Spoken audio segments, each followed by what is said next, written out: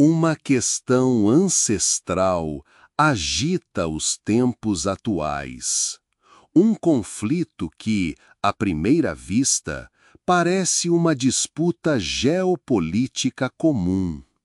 No entanto, as tensões crescentes, as alianças que se delineiam e as ameaças que se intensificam poderiam ser ecos de um tempo muito mais remoto do que imaginamos? E se a rivalidade entre Israel e Irã não tivesse sua origem em gabinetes de governo, mas em volumes sagrados da história? Antes mesmo que mísseis cruzassem os céus, ou nações se agrupassem em lados opostos, a Escritura já prefigurava o desfecho. Em uma era dominada por tecnologia militar avançada, é fácil atribuir o caos a fatores políticos, sociais ou econômicos. Contudo, talvez, sob a superfície de estratégias de guerra e manobras diplomáticas, resida uma realidade mais antiga, mais profunda, uma dimensão espiritual. Seria plausível que a polaridade entre essas nações transcenda a busca por poder, sendo, na verdade, uma peça de um desígnio divino escrito há milênios? Este relato não é apenas sobre o embate entre povos. É uma previsão em movimento, e a Bíblia tem algo a revelar sobre o capítulo final dessa saga. Convido você a mergulhar nos textos primordiais para desvendar a poderosa verdade profética por trás deste confronto. Se o desejo de descobrir os segredos ocultos nestas palavras sagradas o impulsiona, compartilhe sua perspectiva e prossigamos juntos nesta jornada. O que está por vir pode transformar sua compreensão sobre tudo. Para desvelar as raízes de um conflito que parece não ter fim, é preciso recuar no tempo, não apenas na cronologia humana, mas nas vastas areias do propósito divino. Há uma paisagem desolada, onde o silêncio impera e o tempo parece estagnar. Nesse cenário árido, um homem singular, Abraão. Não um monarca ou um guerreiro, mas alguém escolhido pelo Altíssimo. Nesse lugar, Abraão recebeu uma promessa de poder inigualável, destinada a se propagar por incontáveis gerações e a moldar o destino de muitas nações. O Criador anunciou em Gênesis 12, versículo 7, «A sua descendência darei esta terra». Mas quem de fato seria essa descendência? Antes que Isaque, o filho da promessa, desse seu primeiro suspiro, Abraão já era pai de outro filho, Ismael, nascido de Agar, sua serva egípcia. Podemos intuir o tumulto no coração de Abraão, um filho concebido pela espera e pela fé, outro gerado pela decisão humana e pela aflição. Ismael não foi desprezado, foi amado e reconhecido por Deus. Em Gênesis 17, versículos 20 a 21, o Senhor foi claro. Quanto a Ismael, eu o ouvi, abençoá-lo-ei, mas a minha aliança eu a estabelecerei com Isaque. Percebe-se a distinção divina? 2 filhos, 2 origens, 2 linhagens de destino que, a seu tempo, se confrontariam como elementos opostos. Ismael daria origem a muitas nações poderosas, sua posteridade se ramificando nas vastas tribos árabes, das quais muitas formariam a base do universo islâmico. Isaque, por sua vez, seria pai de Jacó, renomeado Israel, de quem surgiriam 12 tribos, portadoras do pacto sagrado de Deus na história. Imagine-se no lugar de Abraão, sob o sol do deserto, observando seus 2 filhos crescerem, um sob a luz da aliança, outro na bênção de Deus, mas sem o foco da promessa principal. Que pensamentos o invadiriam? Teria ele vislumbrado o futuro que se desenrolava? Esta não é meramente uma saga familiar, é uma profecia em andamento. Já se questionou por que a contenda entre Israel e o mundo árabe parece tão intrinsecamente pessoal, tão incessante, tão espiritual em sua essência? Isso se dá porque sua gênese não reside na política, mas em uma promessa. uma promessa que ressoa até hoje nas linhagens de nações. E se sua própria família carregasse tal divisão sagrada? Distinguiria as implicações espirituais ou apenas a superfície? O conflito visto nos noticiários pode ser o cumprimento de palavras ancestrais proferidas sobre o firmamento do deserto.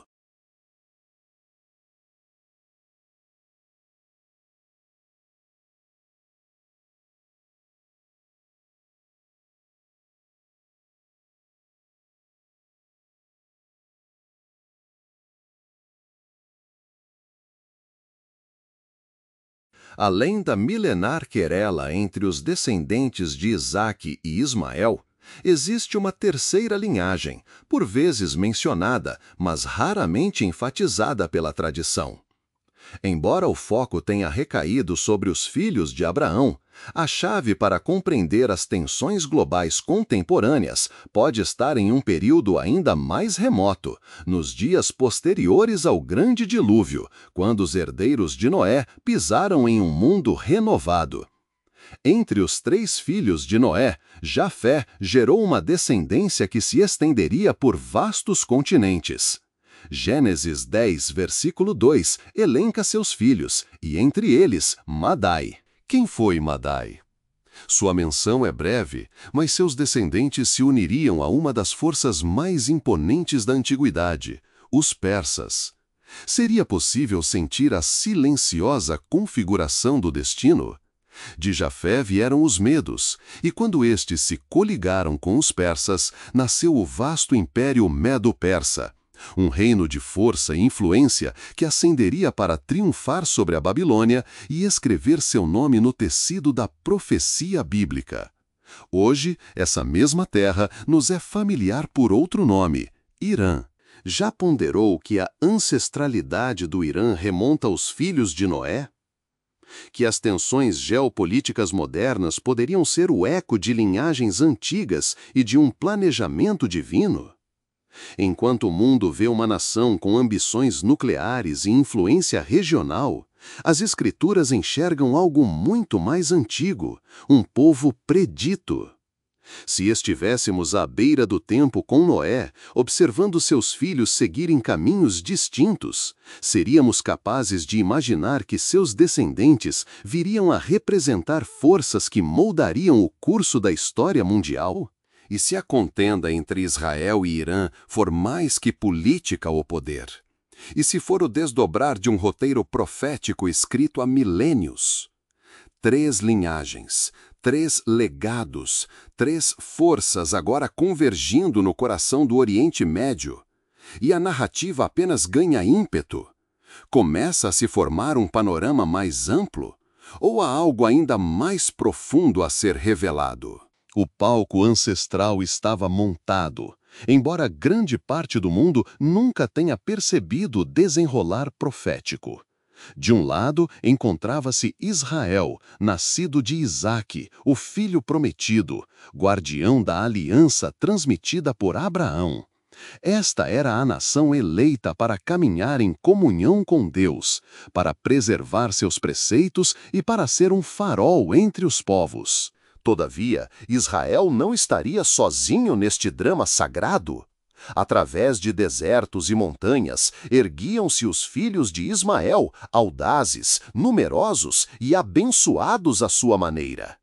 Estes descendentes de Abraão, por meio de Agar, deram origem a muitas tribos árabes, um povo de vigor e espírito, cuja presença moldaria a alma religiosa e política do Oriente Médio.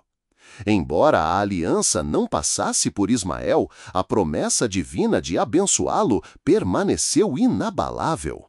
Seria essa a razão pela qual a tensão nunca se limitou à posse de terras, mas à disputa por um legado? Então, de uma terceira direção, aparentemente distante, mas profeticamente significativa, vieram os descendentes de Jafé, por intermédio de Madai, que se uniram ao poder ascendente da Pérsia. Dessa fusão, emergiu um império tão vasto e poderoso que um dia desafiaria a própria Babilônia. Esse império, o colosso Medo-Persa, ainda projeta sua longa sombra sobre o que hoje chamamos de Irã.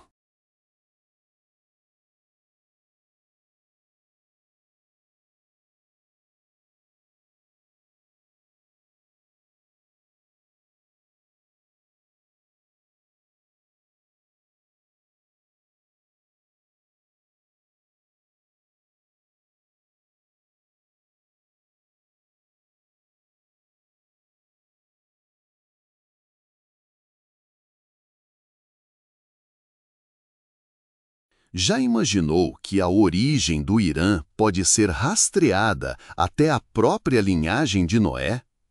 3 ramificações, 3 nomes antigos: Israel, Pérsia, as nações árabes. Cada um ligado não apenas pela história, mas pelo celestial. Cada um carregando uma peça de um enigma divino que se estende por continentes e séculos. Começa a perceber a mão invisível tecendo tudo isso? Se você fosse um observador celeste, testemunhando do alto o surgimento dessas 3 linhagens de desertos, montanhas e planícies, não começaria a indagar qual grandioso propósito as estava atraindo? Seria possível sentir o peso da profecia em seus passos? Não se tratava de um acaso geográfico, nem de uma mera coincidência cultural. Era uma orquestração, um alinhamento, uma preparação. A questão agora é para que estavam sendo preparados e por que seus caminhos se colidem novamente em nossa própria época. A contribuição da Pérsia para a história bíblica, no entanto, nem sempre foi de adversidade. Em uma reviravolta que ainda pode surpreender, o mesmo império que hoje confronta Israel foi, em tempos passados, um instrumento da providência divina, um meio de graça e restauração. Sim, a Pérsia, a nação moderna conhecida como Irã, teve um papel sagrado no plano redentor de Deus. Recorde a devastação de Jerusalém em 586 a.C. O templo, outrora transbordante da glória divina, jazia em ruínas. As vias de Sião estavam em silêncio, e seu povo havia sido arrastado ao exílio pelos babilônios. Para os judeus, a tragédia deve ter parecido o fim de tudo em que acreditavam. Consegue imaginar ser arrancado de seu lar, testemunhando o local da presença de Deus reduzido a escombros? Poderia a esperança persistir diante de tal perda? Contudo, havia uma promessa proferida muito antes da desolação. O profeta Jeremias, carregando o pesado dever de advertir e consolar, havia declarado: quando 70 anos se completarem para a Babilônia, eu os visitarei e cumprirei a minha boa promessa em favor de vocês, trazendo-os de volta a este lugar. Jeremias 29, versículo 10. Uma promessa que parecia inatingível, até que o Eterno interveio na história e moveu um coração inesperado. Surge Ciro o Grande, um soberano estrangeiro, sem aliança, sem Torá, sem sacerdócio. E, contudo, 150 anos antes de seu nascimento, o profeta Isaías já havia registrado seu nome. Assim diz o Senhor ao seu ungido, a Ciro, cuja mão direita eu seguro para subjugar nações diante dele. Isaías 45, versículo 1. Reflita sobre isso. Deus designou um rei persa seu ungido. Já ponderou o que significa para alguém de fora de Israel ser chamado de ungido de Deus? Que grau de autoridade deve repousar sobre uma pessoa quando o próprio Deus afirma guiar sua mão direita? Ciro deporia a Babilônia e, em vez de escravizar os judeus, realizou o impensável, libertou-os. Emitiu um decreto, registrado nos capítulos iniciais de Esdras, permitindo que os judeus retornassem a Jerusalém e reconstruíssem seu templo. Imagine o som dos martelos ressoando novamente nas pedras sagradas, a alegria dos exilados regressando ao lar, o cumprimento da profecia em tempo real. A Pérsia, o reino estrangeiro, tornou-se um instrumento de restauração divina.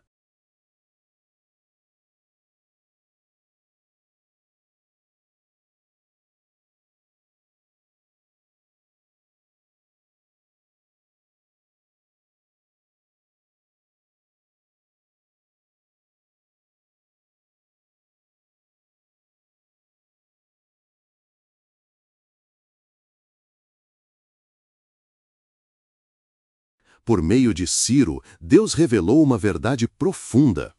Ele não está contido por fronteiras ou linhagens.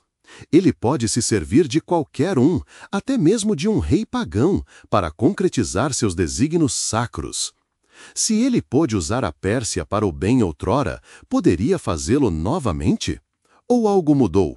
O que isso nos diz sobre a maneira como Deus opera?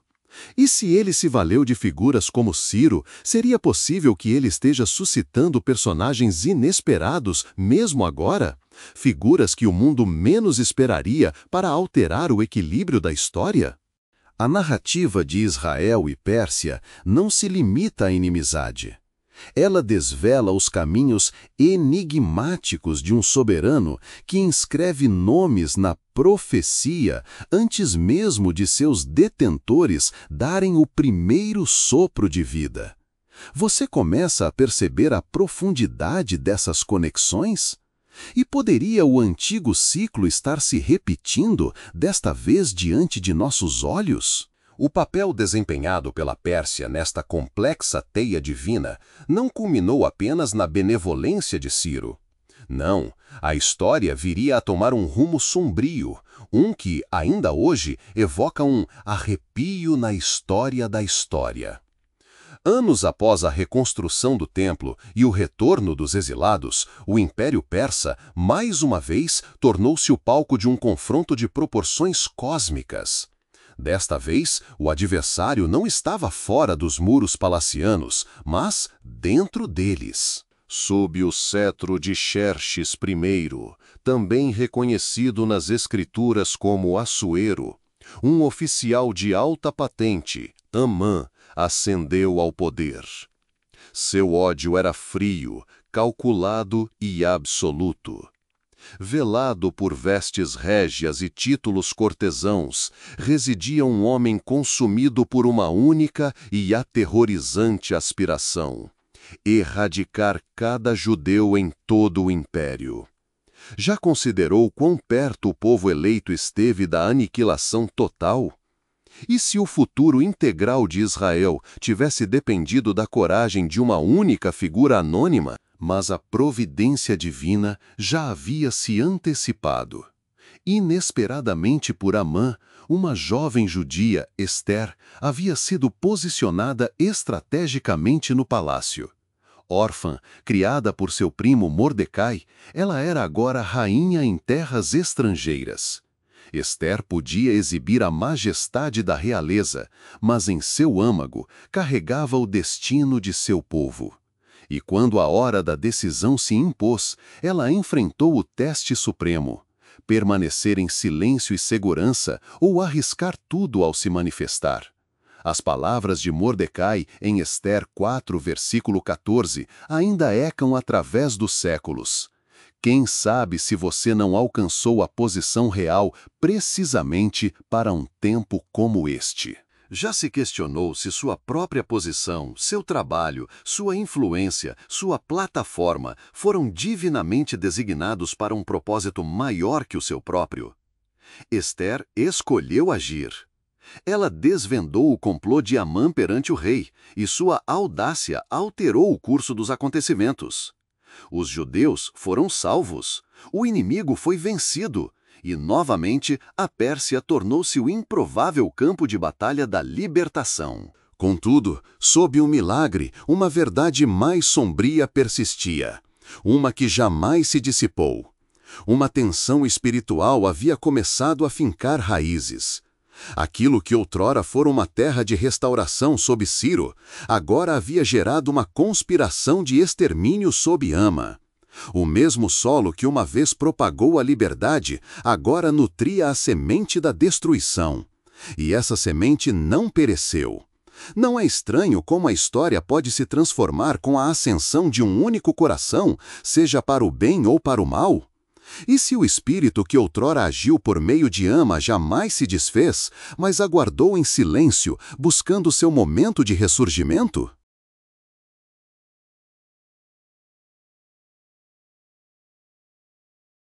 Séculos se passaram, mas a sombra permaneceu. A Pérsia se reergueria, não com documentos de libertação, mas com palavras que ecoavam o ódio ancestral. Não com decretos de retorno, mas com brados de aniquilação. Poderia o passado estar se manifestando no presente? E, se sim, estamos atentos? A história não terminou. De fato, pode estar apenas recomeçando. Você percebe a intricada trama? Ou ainda vê a Pérsia apenas como um local no mapa? Em 1979, o fluxo da história sofreu uma mudança inquietante. A antiga terra conhecida como Pérsia, o império que outrora concedeu liberdade aos judeus sob Ciro e, posteriormente, os ameaçou sob Haman, ressurgiu sob uma nova identidade. Não mais uma monarquia, mas uma teocracia. A Revolução Islâmica irrompeu no Irã como uma tempestade, derrubando o Shah e erguendo uma nova bandeira sobre a nação. Uma não meramente política, mas profundamente espiritual. Um regime enraizado no islamismo xiita emergiu, carregando consigo não apenas ambições nacionais, mas uma visão apocalíptica.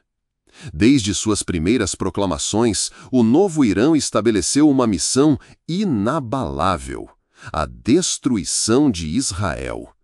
Consegue conceber um governo moderno cujos documentos fundadores são permeados por um ódio milenar? Os líderes iranianos passaram a taxar Israel de Pequeno Satã, um epíteto carregado de desprezo e simbolismo religioso. Seu juramento: extirpar Israel da existência, purificar a terra do povo outrora prometido pelo próprio Deus. E isso não era mera retórica vazia. O apoio do Irã a grupos como o Hezbollah e o Hamas transformou palavras em armamento. Por meio de financiamento, treinamento e suprimento bélico, o Irã tem ateado o fogo do terror por todo o Oriente Médio. Esses grupos não se limitam a opor-se a Israel. Eles existem, em parte, para cumprir a profecia silenciada do Irã, para atacar o povo da aliança a partir das sombras. Sua própria Constituição nega a Israel o direito de existir. Não negociar, não coexistir, mas existir. Mas, sob as táticas militares e os discursos políticos, você consegue sentir? Há algo mais sombrio, algo antigo em ação. Que tipo de força impele uma nação a construir sua identidade em torno da aniquilação de outra? É pura política? Ou é a profecia ressurgindo? E se o espírito que ecoava em Amã hoje ressoa através de microfones modernos e projetos de mísseis? E se isso não for apenas uma disputa regional, mas uma guerra espiritual que se estende desde os clamores do deserto de Ismael, as promessas a Isaque e o aumento da voz dos filhos de Jafé?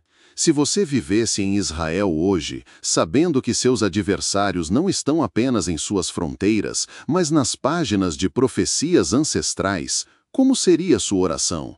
Como se prepararia? A transformação do Irã em 1979 não foi meramente uma mudança de poder, foi um deslocamento na atmosfera espiritual. E enquanto o mundo enxerga um conflito político, aqueles com discernimento podem perceber algo mais profundo. O cenário está sendo armado novamente. O mesmo solo que outrora presenciou libertação e destruição, agora treme com a tensão profética. Consegue sentir? Os atores ancestrais retornaram ao palco, e o ato final pode estar mais próximo do que imaginamos. Nas profundezas do livro de Daniel reside uma revelação tão marcante que a maioria a ignora totalmente. No capítulo 10, o profeta encontra-se em um estado de intensa busca espiritual. Por 21 dias, Daniel jejuou, abstendo-se de pão, vinho e carne, buscando compreender a vontade divina. Mas os céus pareciam silentes. Por que a demora? Suas preces haviam sido ignoradas? Então, subitamente, um anjo se manifestou, radiante e com um senso de urgência que transcendeu os limites entre o físico e o espiritual. O príncipe do reino da Pérsia me resistiu 21 dias. Daniel 10, versículo 13. Aguarde. Que príncipe? Daniel viveu no exílio sob o Império Persa, mas este não era um governante terreno. Tratava-se de uma entidade espiritual, um poder sombrio associado à Pérsia, com força suficiente para deter um mensageiro celestial. Consegue apreender a magnitude disso? Por trás da Pérsia havia uma inteligência demoníaca, um espírito territorial que influenciava a direção de reis e reinos. E se tal ser governava ali, quem ou o que domina por trás do Irã contemporâneo? Efésios 6, versículo 12, remove completamente o véu. Porque a nossa luta não é contra a carne e o sangue, mas contra os principados e as potestades, contra os dominadores deste mundo tenebroso. A verdadeira batalha, então, não se traça em parlamentos ou em campos de combate. Ela se desenrola no domínio invisível, onde espíritos antigos sussurram nos corações de governantes, onde a escuridão manipula políticas, onde o ódio é inflamado não por estratégias, mas por entidades. Seria possível que o mesmo príncipe que resistiu ao anjo nos dias de Daniel ainda persista na terra hoje? Esse poder por trás da Pérsia alguma vez foi verdadeiramente dissolvido? Ou apenas mudou sua máscara? O ódio do Irã por Israel não se restringe à ideologia ou à história. Ele é espiritual, ele é ancestral, ele é profético. Quando o Irã proclama seu desejo de erradicar Israel do mapa, ecoa uma voz que se manifestou inicialmente por trás dos tronos de reis falecidos há muito tempo. Se você estivesse ao lado de Daniel durante aqueles 21 dias, sentindo o peso do silêncio, teria imaginado uma guerra furiosa acima de sua cabeça? E se suas orações hoje estivessem em confronto com a mesma força das trevas? Isso não se trata apenas de nações. Trata-se de domínios, trata-se de profecia.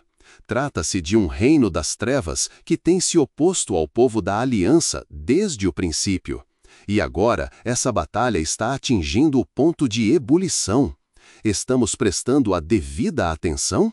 Ou temos sido desviados pela superfície enquanto a verdadeira guerra é travada além de nossa percepção? Ezequiel 38 se abre como uma nuvem de tempestade profética que avança das fronteiras do tempo. Escura, pressagiosa e inegável. Neste antigo capítulo, escrito milênios atrás, o profeta descreve uma visão aterrorizante. Uma vasta coalizão de nações unindo-se contra uma pequena e sagrada terra. E no cerne dessa aliança, destacando-se entre os agressores, encontra-se a Pérsia, o atual Irã. Pérsia, Cuxe e Pute estarão com eles. Ezequiel 38, versículo 5. Os nomes podem soar arcaicos, mas seus ecos modernos são inconfundíveis. Contudo, a Pérsia não está sozinha. Marchando ao seu lado estão nações do sul, regiões hoje conhecidas como Norte da África. E do extremo norte emerge uma figura enigmática e poderosa, Gog, da terra de Magog. Quem é este Gog? Sua identidade tem sido objeto de debate por inúmeras gerações. Alguns estudiosos o rastreiam a áreas próximas à Rússia moderna ou às estepes da Ásia Central. Outros o veem como uma representação mais ampla, um líder simbólico de uma coalizão global anti-Israel. Você consegue imaginar uma aliança assim se formando hoje? Uma confederação que inclui Irã, potências do norte da África e gigantes do norte, unindo-se não pela paz, mas com um único e nefasto objetivo: eliminar Israel do mapa. O que levaria nações tão diversas, distintas em cultura, língua e política, a se unirem em uma unidade violenta? A resposta poderia ser encontrada não na diplomacia, mas no destino. A visão de Ezequiel não é vaga ou poética, é assustadoramente específica. Uma força organizada e massiva avançando em direção a Israel nos últimos dias. O propósito? Destruição total. A motivação? Oposição à aliança de Deus.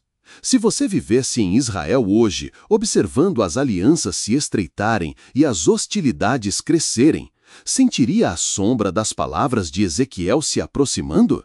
Poderíamos estar no limiar da própria profecia proferida há mais de 2.500 anos?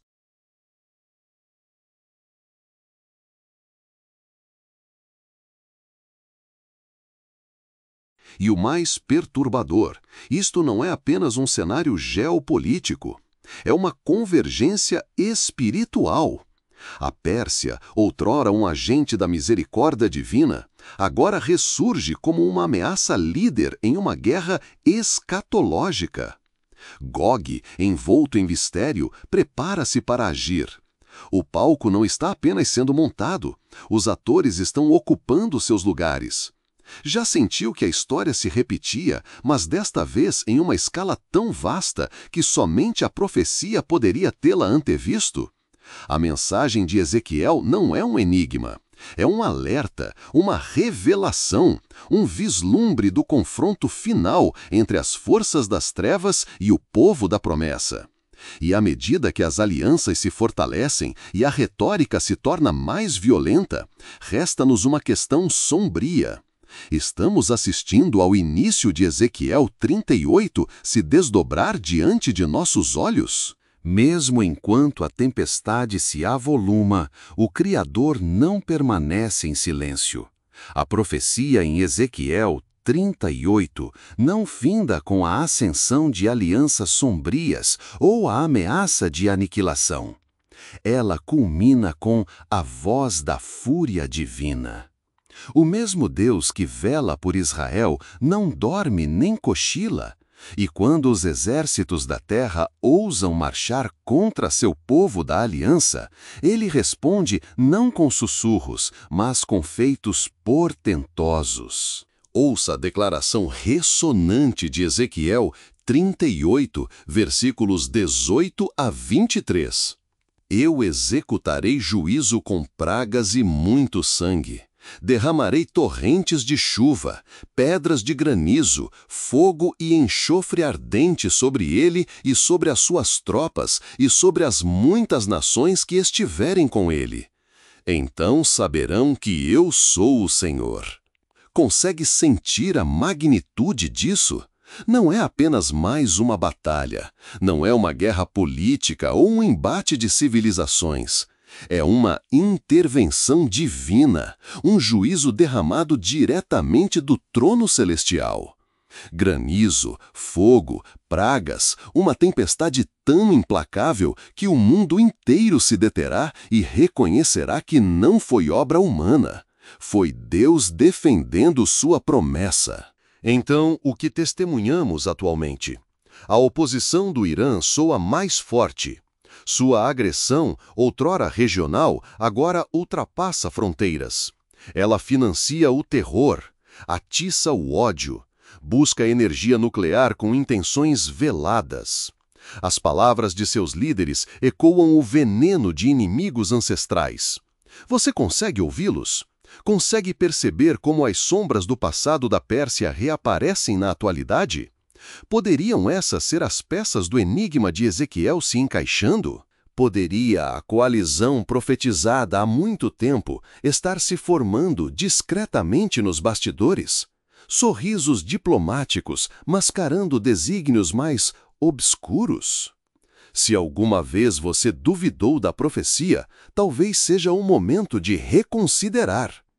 Quais as chances de que as mesmas nações nomeadas por Ezequiel, Pérsia, Put, Cuxi, Magog, estejam todas se tornando mais audíveis, mais alinhadas, mais preparadas? Imagine-se em um campo de batalha, sob uma saraivada de mísseis, quando algo extraordinário acontece. Fogo que não provém de mãos humanas, granizo que não tem origem natural. Seria capaz de discernir a distinção entre um conflito de homens e a ira do Altíssimo? Esta não é apenas uma narrativa de adversários, é sobre a aliança, sobre um Deus que prometeu e que não romperá essa promessa. E quando o mundo se erguer para desafiar tal aliança, o próprio Senhor intervirá. Portanto, a questão não é mais se Deus agirá. A questão é, quão próximos estamos de testemunhá-lo com nossos próprios olhos? Estará pronto para reconhecer sua mão quando ela se manifestar? Ou fará parte daqueles que, tomados de assombro, dirão: verdadeiramente, este foi o Senhor? A profecia se torna mais nítida, não mais envolta em mistério, mas reluzente com certeza divina. Zacarias 14 desvela o ato final. Todas as nações serão reunidas para lutar contra Jerusalém, declara o profeta. No entanto, quando a escuridão parecer absoluta, quando os exércitos terrestres cercarem a cidade sagrada, algo além da compreensão ocorrerá. Então o Senhor sairá e combaterá contra aquelas nações. Naquele dia, os seus pés estarão sobre o Monte das Oliveiras. Zacarias 14, versículos 2 a 4. Consegue sentir a terra tremendo nessas palavras? O exato monte onde Jesus chorou, orou e ascendeu aos céus. Atos 1, versículos 9 a 12, nos relata que foi do Monte das Oliveiras que ele se elevou em glória. É exatamente nesse local que ele retornará. Isso não é especulação, é uma precisão divina. A primeira descida e a descida final no mesmo ponto. E quando ele retornar, não será para negociações de paz ou soluções diplomáticas. Não haverá conferências, tratados ou acordos. Quando seus pés tocarem aquela montanha santa, será o sinal de que a guerra terminou, não pela rendição, mas por uma vitória soberana. Porque ele não volta como um servo sofredor. Ele retorna como um rei que reina. Apocalipse 19, versículos 11 a 16, captura o instante com fogo sagrado. Vi o céu aberto, e eis um cavalo branco. O seu cavaleiro chama-se Fiel e Verdadeiro, e com justiça julga e faz guerra. E no seu manto e na sua coxa tem escrito este nome: Rei dos Reis e Senhor dos Senhores. Consegue visualizar? O próprio céu se abrindo, um cavalo branco avançando. O rei, não em silêncio, mas em esplendor, liderando os exércitos celestiais para cumprir o que foi escrito há muito tempo. Já se questionou como seria testemunhar o céu se abrir? Ver com os próprios olhos aquele que foi, é e há de vir adentrando a batalha final? Não como abstração de esperança, mas como força de glória? Todos os poderes que outrora conspiraram contra Israel, Pérsia, Magog, Gog, as nações terrenas, ficarão indefesos diante dos olhos fulgurantes do Rei que retorna. A guerra que teve seu início nas areias do tempo com Isaque e Ismael, que se alastrou pela Pérsia e ecoou no Irã, que emergiu em Ezequiel e resplandeceu em Apocalipse, culminará no Monte das Oliveiras. E não terminará em destruição. Terminará em domínio, em glória, no reinado do rei cujo nome nenhuma pessoa ousa proferir em vão. Estamos presenciando o desdobramento dos sinais agora? Estamos nos aproximando do instante em que os céus se abrem e a profecia se torna realidade diante de nossos olhos? Porque, quando ele vier, todo joelho se dobrará, todo olho verá, e nenhuma força na terra ou debaixo dela poderá se opor àquele cujo manto está banhado em sangue e cujo nome é Vitória. Por que se enfurecem as nações e os povos conspiram em vão? Indaga o Salmo 2, atravessando o clamor das manchetes, das ameaças nucleares e da turbulência política. E nesse mesmo salmo, Deus oferece sua resposta, não com apreensão, mas com poder. Aquele que se assenta nos céus ri, o Eterno zomba deles. Eu mesmo estabeleci o meu rei em Sião, no meu santo monte. Você percebe? O mundo pode vacilar, mas os céus não tremem. As nações se revoltam. O Irã avança com audácia. As alianças se tornam mais densas. As profecias convergem em plena vista. No entanto, em meio a tudo isso, o trono de Deus permanece inabalável. Nenhum plano humano ou demoníaco derrubará o que já foi decretado. Então, estamos em um ponto decisivo, não da profecia, pois a palavra já está escrita, mas da nossa própria resposta. O que você fará à medida que a hora avança? Agora não é o momento para a igreja se calar.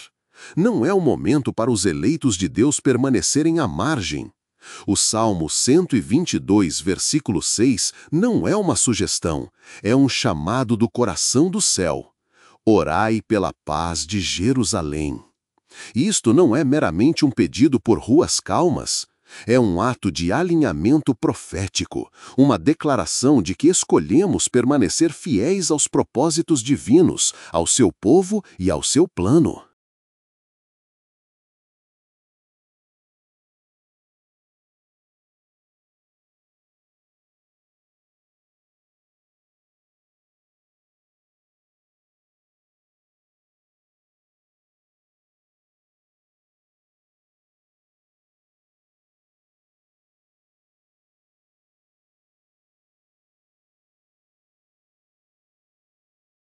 Consegue sentir o peso deste momento?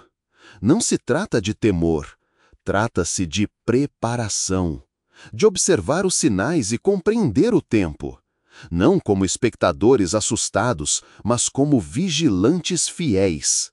A guerra pode estar predita, sim, os reinos podem colidir, mas sua participação nesta narrativa ainda está sendo escrita. Escolherá se alinhar com o rei? Estará entre aqueles que discernem o tempo e se levantam em intercessão ousada, firmes na fé? Porque o rei não está demorando, ele está se preparando. E a trombeta final não soará para os aterrorizados, mas para os que estão prontos.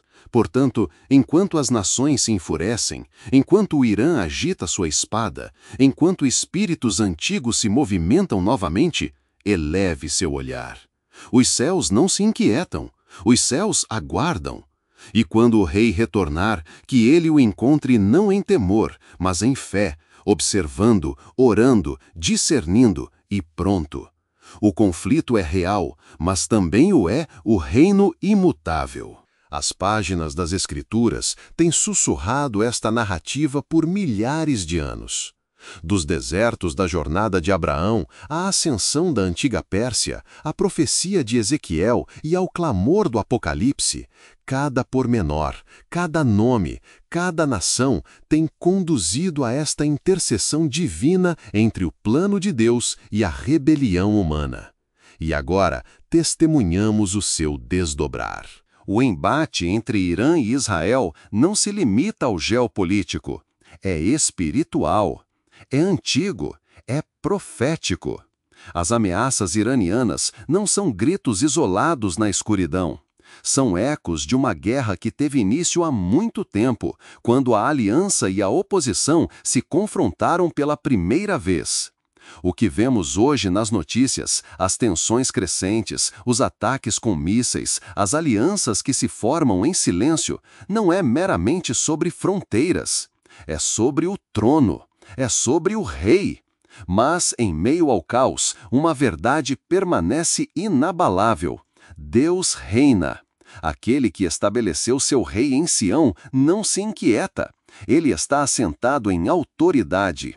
E esse rei, fiel e verdadeiro, está retornando, não para negociar, mas para governar. Então, o que deduzimos disso? O que guardamos em nossos corações enquanto a profecia se manifesta em tempo real? Você não está impotente nesta contenda. Como parte do corpo de Cristo, suas orações importam. Sua voz importa. Seu discernimento importa. O Salmo 122, versículo 6, não foi dado para tempos de tranquilidade. Foi ordenado para momentos como este. Ore pela paz de Jerusalém. Ao orar, você se alinha com o decreto celestial. Você preenche a lacuna. Você prepara o caminho para o regresso do Rei. Permita que este instante desperte algo em você. Que ele avive seu espírito. Não seja apenas um espectador, seja um vigia, seja um guerreiro na oração, seja uma voz que clama por verdade, por justiça, por clemência. Seja alguém que afirma: eu vejo os sinais, eu escuto o chamado e escolho permanecer firme. Porque, embora o conflito possa estar escrito, sua resposta ainda está se desdobrando e o céu observa. Se esta mensagem tocou seu coração, não a deixe terminar aqui. Compartilhe sua visão abaixo. Levante sua oração por Jerusalém. Interceda pelas nações. Permaneça vigilante para sua vinda. Deixe sua apreciação neste conteúdo e repasse-o para que outros compreendam a dimensão maior dos eventos. Para mais insights proféticos enraizados nas Escrituras, acompanhe nossos estudos. E se sentir o desejo de apoiar esta mensagem, sinta-se à vontade. Toda contribuição visa propagar a verdade nestes tempos urgentes. Independentemente de sua doação, que a bênção divina o alcance abundantemente por caminhar em discernimento e fé. A batalha é real, mas a vitória também é, e o Rei está a caminho.